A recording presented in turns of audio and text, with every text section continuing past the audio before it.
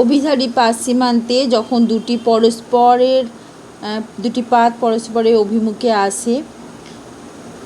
এসে মিলিত হয়, তখন পাত দুটির মুখোমুখি সংঘর্ষের ফলে একটি পাত অপর পাতের নিচে ঢুকে যায় এবং নিচে ঢুকে যাওয়া পাতটি ভূগর্ভের প্রচণ্ড উত্তাপে গলে গিয়ে ম্যাগমায় পরিণত হয়।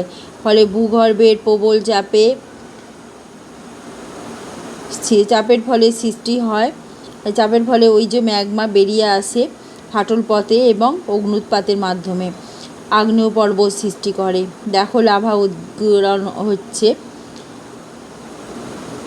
এবং যেটি মাটির নিচে থাকে সেটাকে বলে ম্যাগমা। যখন এরকম বিস্ফোরণের মাধ্যমে বেরিয়ে আসে তখন তাকে বলা হয় লাভা। এই লাভা দুদিকে এসে পড়ে এবং আগ্নেয়গিরি অগ্ন্যুৎপাতের মাধ্যমে আগ্নেয় পর্বত তৈরি হয়।